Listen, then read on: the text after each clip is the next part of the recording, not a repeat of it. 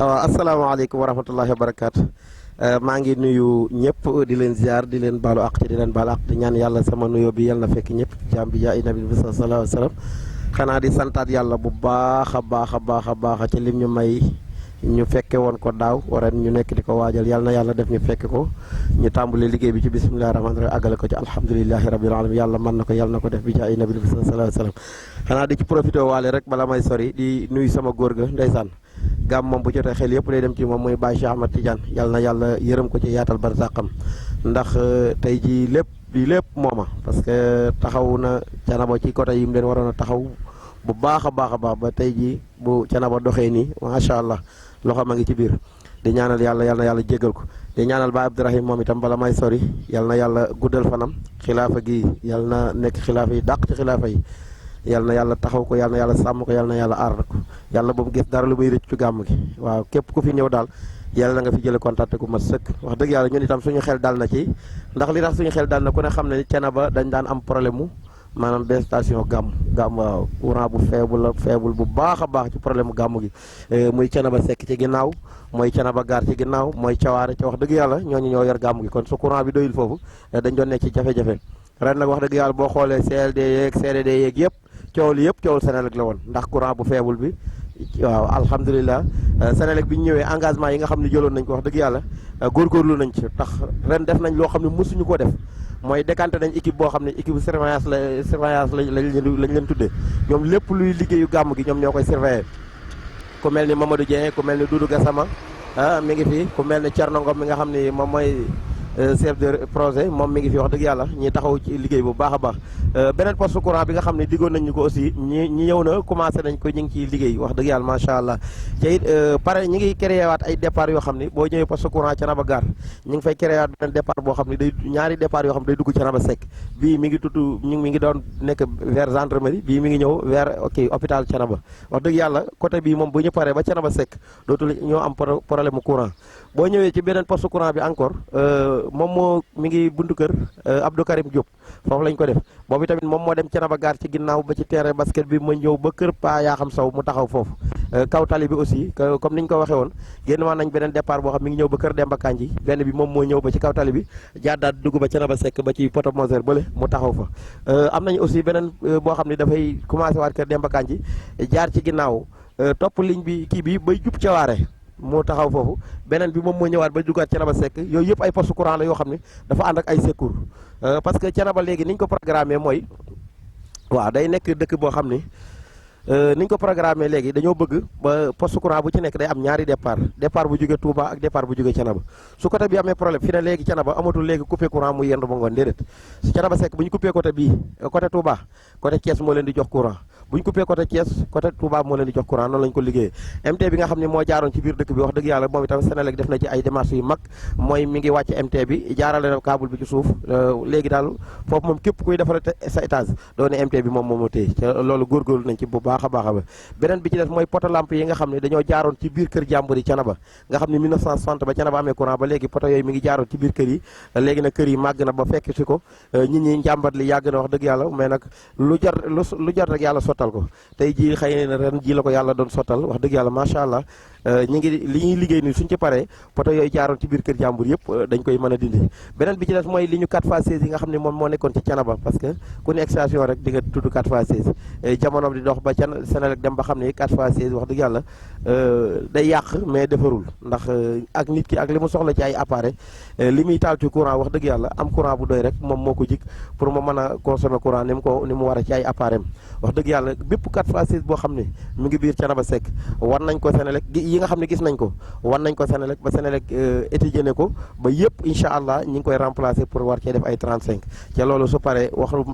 li ko commencé Canaba Seck Canaba Gare ba Cawaare moom kenn dootul jàmbatati courant bu faible moom ñi ngi ñaan yàlla niñ ko commencé ci bismillahi rahmaani rahim yàlla na yàlla def ñu àggale ko noonu ci alhamdulilahi rabbil alamin waa di sant nag ñi nga xam ni ñoom laa ko àndal muy sama kilifa di Ousmane moom sax fii moom moo waroon a taxaw fii wax ci wàllu woowu parce que moom lañ ko chargé moom mooy jiite moom mooy président commission électrique bi nekk fii ci Canaba moom moo ko jiite ñu toftal ci Mbaye Diène ma topp ci Amada topp ci ñu ànd ak équipe bu entreprise liggéey ak jaamu yàlla yëpp wax dëgg yàlla ñëpp ñu taxaw liggéey bi macha allah comme ni mu waree ak yeneen entrepreneurs yi nga xam ni kenn ki moo jógee Thiès kenn ki moo jógee Dakar muy 3 entrepreneurs yoo xam ne daal yëpp ñu ngi ci biir Thiénaba ci ñëpp seen bëgg-bëgg mooy maanaam liggéey Thiénaba na dox wax dëgg yàlla ñu ngi ci góorgóorlu bu baax a baax parce que ñun ay ouvrier lañ defuñu ci dëkk bi lañ dëkk képp ko ñu jox liggéey boo liggéeyee xam nañ boo liggéeyul xam nañ waaye nii ñu débuté wax dëgg yàlla dal na suñu xel ñu ngeen ñaan yàlla nañ ko àggale ci alhamdulilahi rabbil alamin xanaa ñu àndandoo rek dem ci liggéey bi ñu xool ni muy demee waaw entreprise liggéey ak jaamu yàlla ba tey xam nga wax dëgg yàlla ay ndaw lañ wax dëgg yàlla mais ndaw yi am satisfaction la ndaw yu nangoo góorgóorlu la ndaw yi gëm seen bopp la ndaw yoo xam ne foo leen fekk rek wax dëgg yàlla ci luy doxal dëkk bi ci la ñuy dox boo xoolee defoon nañ ay annonce 15 jours avant gàmmu ni képp koo xam ni soxla nga courant entreprise liggéey ak jaamu yàlla ubbi na ay buntam waaye fu ñu demee 5 jours avant gàmmu entreprise liggéey ak jaamu yàlla day tëjaat buntam ci wàllu demande courant yi nañ ko waxee woon tamit ci noonu lañ koy doxee daanaka yu baree ngi ni yoo xam ne tey jii entreprise liggéey ak jaamu yàlla mi ngi ciy dox fi na boo xoolee entreprise liggéey ak jaamu yàlla ñii ñi ngi ci poto yi di samp poto ñeneen ñi gis nga ñi ngi ci béton bi di ron bi béton bi ak ciment bi gis nga oto bi mi ngi noonu di jàll ñeneen ñi ci des ñu ngi ci biir dëkk bi di liggéey bâtiment yi ñi di àggale chantier yi nga xam ni wax dëgg yàlla seeni borom dañ cee war a àggale man cee tuxu pour gàmmu gi ñeneen ñi ci des aussi ñi ngi ci biir dëkk bi di def ay niche compteur ci clients yi nga xam ne dañoo soxla deuxième compteur ci gàmmu gi wax dëgg yàlla entreprise liggéey ak jaamu yàlla ndaw yëpp yëg nañ ñi gàmmu gi seen gàmmu la seen taxawaay wax dëgg yàlla rafetlu naa ko parce que Mamadou Tall moo taxawal entreprise mais du Mamadou Tall mooy liggéeyu entreprise bi kon nag ñi nga xam ne ñoom laa àndal ci liggéey bi yëpp commencé ko ci Masser mi nga xam ne moo ci jiitu ba ci Pape Ndiaye Khadim Sarr sant naa xale yëpp su ma limee damay juum waaw sant naa ñëpp waaw xanaa ñu àndandoo ci liggéey bi rek incha allah waaw poto ciment yi wax dëgg yàlla Senelec daal su ma yeboon nee naa la lépp loo xam ne tey ñu ngi ci doon dal ci seen kaw ren moom góorgóorlu nañ ci xanaa leen rek moo xaw a des ca bëgg nañ ñu gën cee góorgóorlu mooy matériel bi nga xam ne bala nga ko soxla da nga dem Tivaouane jëli ko waaw loolu daal moo xaw a des ci loo xam ni doon nañ ko revendiquer ci Senelec donte poto yi xaw na tardé mais tardé bi du lool mais nag li ñu gënal mooy comme Thiénaba ko tax a jóg na ñëw Thiénaba directement comme ça Thiénaba gépp mën cee gis seen bopp liggéey bi du tardé poto yi am na loo xam ne ñëw na dèjà commencé nañoo samp mën naa am duñu dab poto yi câble yi aussi andi nañ loo xam ne ñun mën nañ cee commencé pour mën a def suñu liggéey wax dëgg yàlla entrepreneur yëpp ñu ngi ci biir dëkk bi tas di def seen liggéey comme ni mu waree ñu ngi nuyu ñëpp di ziar ñëpp wax dëgg yàlla waaw ci loolu lañ taxaw nii loolu waral boo xoolee boo gisee ñi remplacé 4x16 yi ci biir dëkk bi ak yenn départ yi ñu créé waate poste bi yëpp pour station bi la ñuy invité incha allah daal ren bëgg nañ képp koo xam ni yaa nga sa kër boo defee introsé sa clavier def 870 di nga xam ne am nga courant bu doy comme ni nga ko demandé woon Senelec courant ba mu la digoon bis ni ko tey jox na la courant bu doy loolu daal mooy suñu bëgg-bëgg ca ñu ngi ciy taxaw ca yaakaar naa lu weesu samedi incha allah clients yi dinañ am satisfaction ci courant bi. waaw facture yi aussi waaw ñaanoon naa pour ñu may clients yi 15 jours avant 15 jours après pour yoo xam ne duñ leen coupé mais xam nga nit moom da ngay ñaan rek waaw loolu nag tontooguñu ci mais yaakaar naa bàyyi nañ ko xel parce que comme ñoom chaque année daan nañ ñu defal loolu li gën nag mooy nit ki moom bu ñu leen di lee facture courant soo yoree njëg gi demal nga fay parce que jamono dafa doy waar ca xaalis du na ci poos waaw képp koo xam ne yor nañ njëg gi na dem fay mais Senelec lañ leen ñaanoon ñu ngi continuer di leen ko ñaan ba léegi wax dëgg yàlla macha allah. wax dëgg yàlla macha allah ñu ngi def liggéey bu jaar yoon comme niñ ko waxee gis nga waaw kii mooy Diawara moom tam mooy chef d'équipe moom moo yor waa côté partie commerciale bi moom moo ko yor gis nga gars yi ñu ngi ne la di gazé ci ligne bi nga xam moom la ñu war a samp gis nga waaw gars yaa ngi nii ci BT bi waaw gris gis nga gris bi mi ngi samp comme ni mu waree waaw jaajëf waaw te gars yi ñu ngi mélanger ciment bi di kii wax dëgg yàlla waaw liggéey ba ngi dox tardewul macha allah.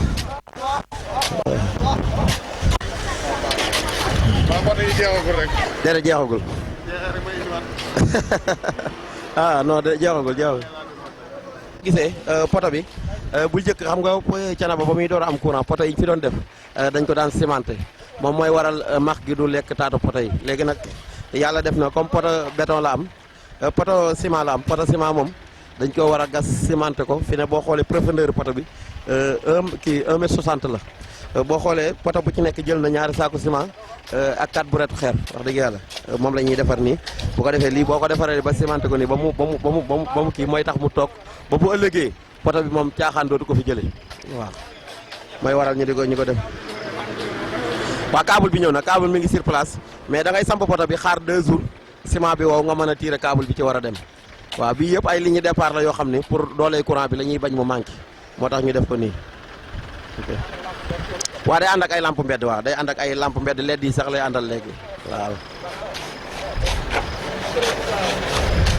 mbay yéen nañ gaase ba la gaaw nii gis nga benn équipe baa ngi nii dèjà beneen équipe baa ngi ne di gas boo xoolee ca Raba Gare ñaari départ lay am léegi beneen départ ba lee mi ngi concerné poste courant ba lay jógee serre ba beneen départ bi mi ngi concerné poste courant bi foo xoolee ligne baa ngi nii fa tey samp dèjà samp nañ ko pare waaw mooy ñaari départ yi nga xam ni daal suñ ko defee bii day dugg côté bi arrosé biir Thiénaba Gare ci ginnaaw beneen bi dugg Thiénaba Gare arrosé ci kanam ñaari départ yi daal lañ xalaat ni suñ ko defaree incha allah Thiénaba Gare moom dootuñu am jafe-jafe courant beneen secteur bi même nañ ko liggéey léegi ci poste bi secteur bu coupé rek beneen secteur bi moo koy jox courant waaw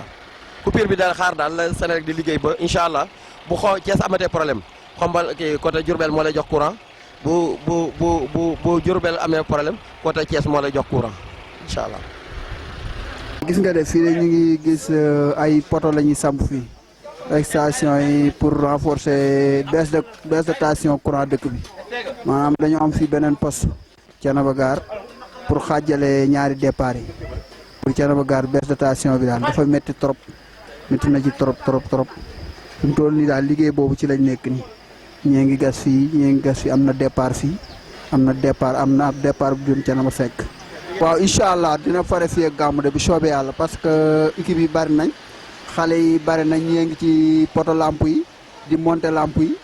ñii ñi ngi ci gas ñii ñi ngi gas ñii ñi suul après fi mu toll incha allah nii ni ñu gas nii tey bu subaa ligne bi daanaka luñ gas lu bari lépp nañ ko mën a tiire suba ak jàmm incha allah suba ak jàmm nañ ko mën a tiire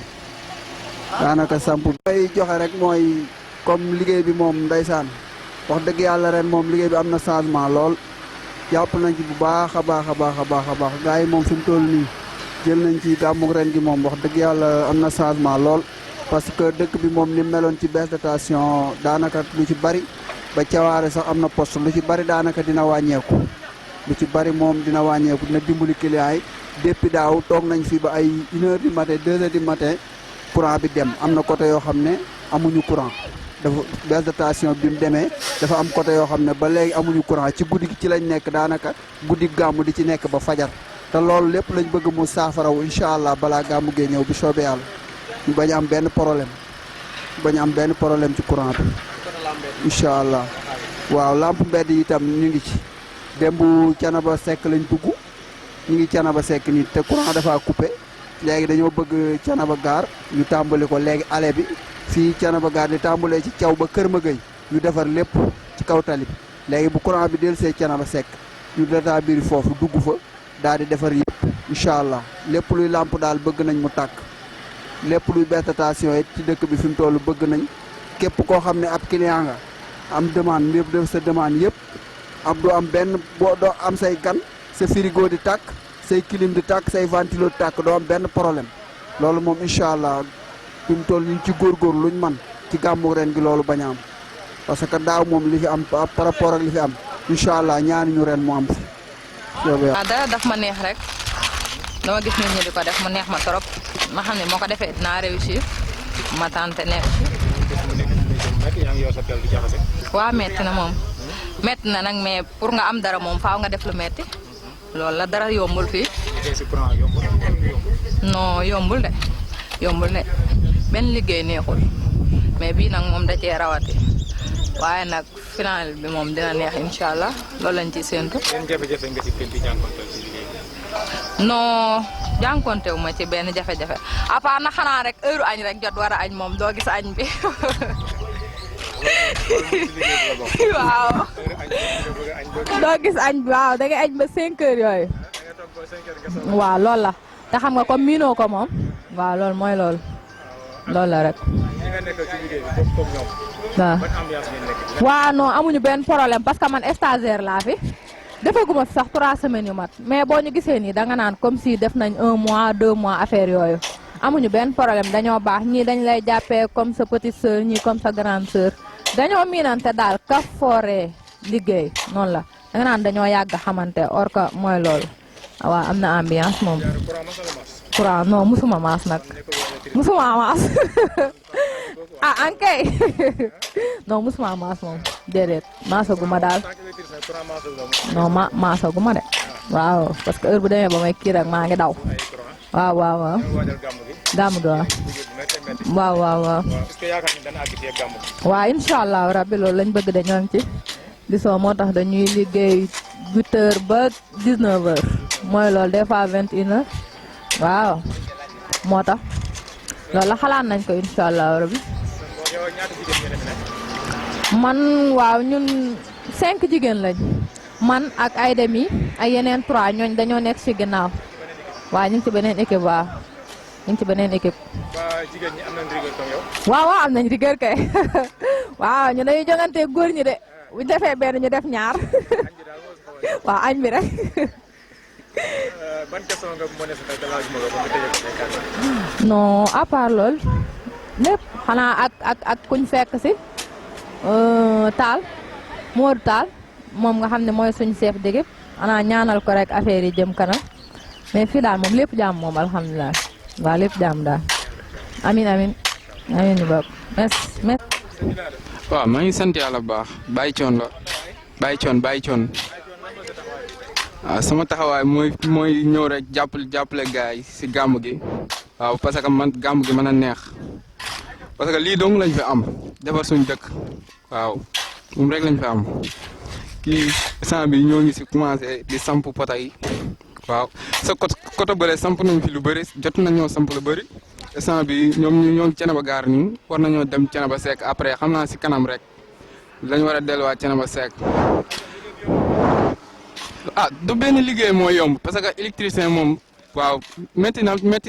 na trop moom parce que ku doonul borom xel nii moom mooy loolu parce que liggéey bi am na ay jafe-jafe yu bëri yoo xamante ni mu ngi si biir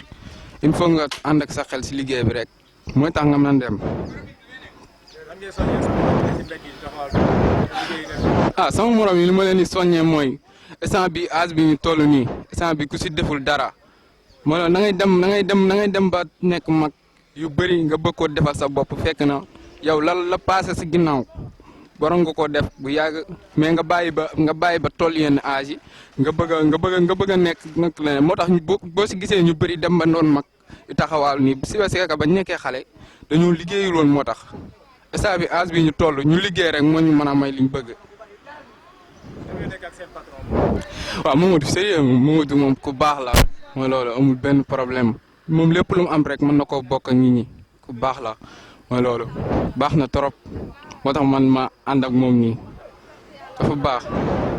waaw jaajëf ok merci. mbokk yi asalaamaaleykum wa rahmatulahi taala wa barakatuhu ñu ngi sant yàlla julli Seydina Mouhamed sallallahu alayhi wa sallam nuyu téléspectateur yu Thiénaba TV jiital ci nuyoo bi xalif général Baye Serigne Abdou Rahim ak ñi mu àndal ci liggéey bi yëpp teg ci Serigne Alsane Niana Seck chef de village imaamu ratib Serigne Cheikhou Amadou Seck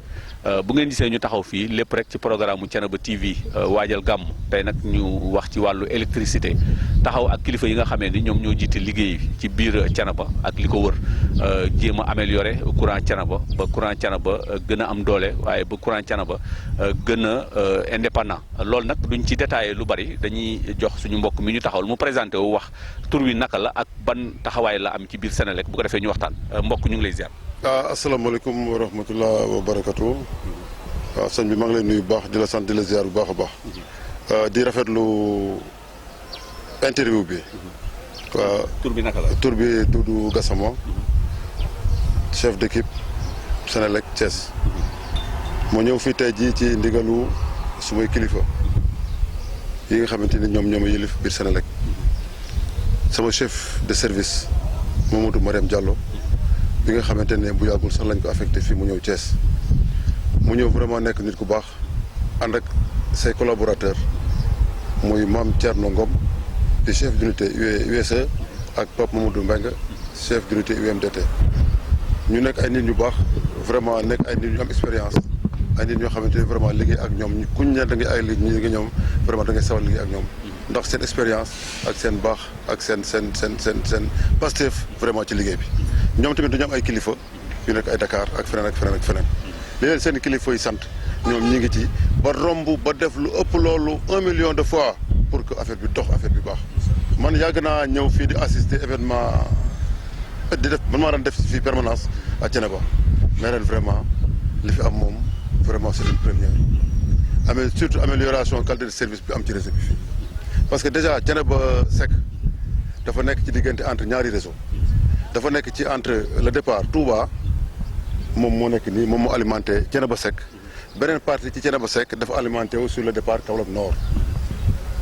donc ñu ne léegi nag comme que fii bu njëkk ba benn courant la amoon donc léegi dañuy fexe léegi indi fii benn courant yoo xamante ni day jógee ci ñaari boor maanaam ku benn courant la mais day am paak ñaari boor boo daggee fii bu doxul rek nga ñëw wëlbati ko dagg fee loolu moo waral tey ji sunu travaux yi ñu def fi nii boo gisee travaux yi tey ji travaux yi boo ko xoolee nii maanaam c'est-à-dire ligne bi dafa romboon donc léegi ñu inséré fi benn portique jël ñaari câble jëlee ko fii yóbbu ko ba poste ba donc benn câble bi mooy dem côté Touba benn câble bi mooy dem côté Thiès léegi ñaari câble yi ñooy ànd en parallèle dem ba ca poste ba bu ñu demee ba ca poste ba ku nekk dugg kii day dugg alimenté kii dugg taxaw maanaam bi alimenté wu donc mooy bi nga xamante ni mooy ni courant bi bu la neexee mu jógee Thiès bu la neexee mu jógee Touba beneen ba du alimenté fenn day ubbeeku taxaw xaar su bi amee problème kam monté ci poste ba moo tax Senelec di envoyé ay nit ñuy monté ci poste courant yi pour en cas s'il y a problème ku nekk sa poste bu lu fa nekk yow la ñu woo yaa fay def intervention tey ji bu ñu nekkoon ci gàmmu gi benn côté Thiès am problème ka fa nekk wala Gassama wala kenn ñun la alimenté le côté bee basculer fee nga basculer foofu donc vraiment du ñu am problème mu rupture de courant ainsi que aussi Thiénaba Gare même chose départ Kaolack Nord bi ci Thiénaba Gare la féete donc Thiénaba Gare aussi gis nga ñu ngi fay installé benn poste bu bees boo xamante ni aussi dañ fay def ñaari câble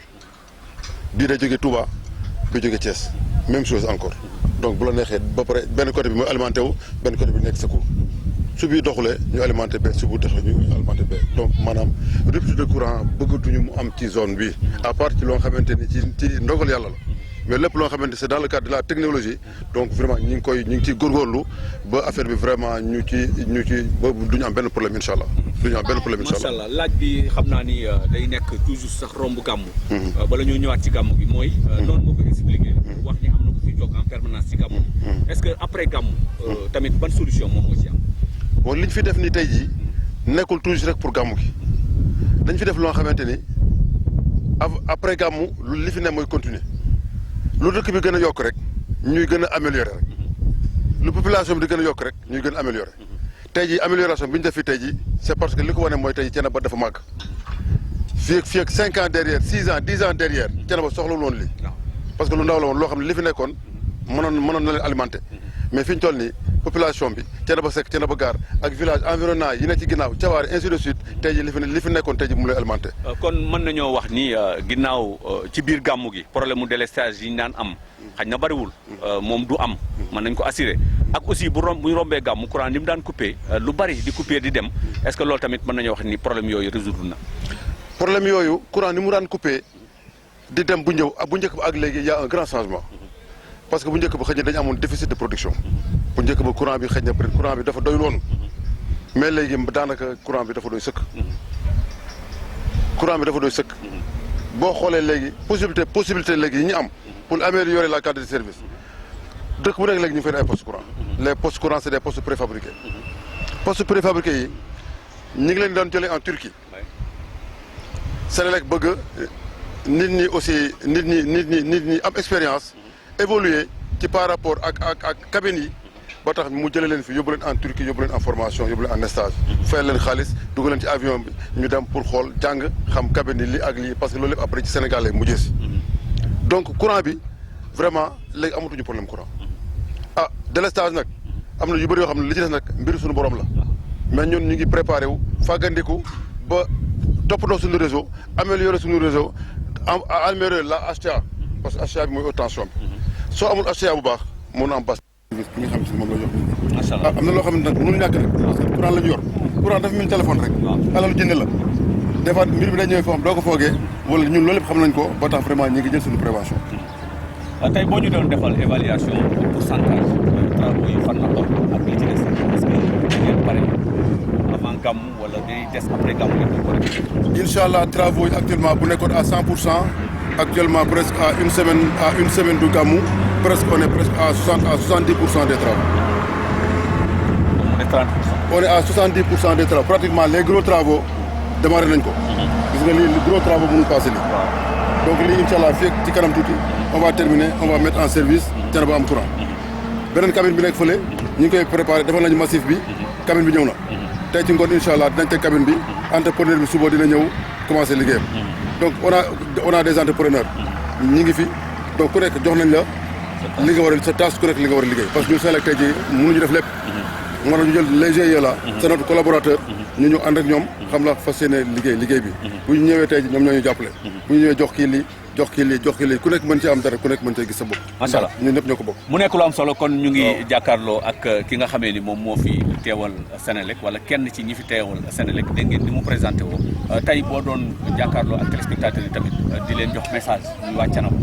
ci mbégte bi nga xamee ni wàcc na fi ci wàllu électricité ci gàmmu tey message boobu lan lay nekk mu nekk wàllu kàddu yoo xam ne moom ngay tàggoo wala ak kilifa yi. message boobu may jox la population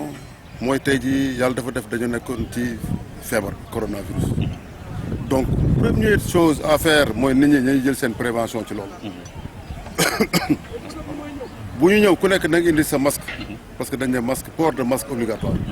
nañu njëkk sóoraale loolu muy lan muy port de masque obligatoire. ñu sóoraale ko. gérer ku nekk gérer sa bopp xam fi ñu war a dugg xam ni ñu ko war a gérer xam ni ñu ko war a organiser li ci des ñu bàyyi ko suñu borom population bi nag loolu ci loolu la ñeen di ñaax waaw vraiment ñu góorgóorlu ci yàlla dimbali ñu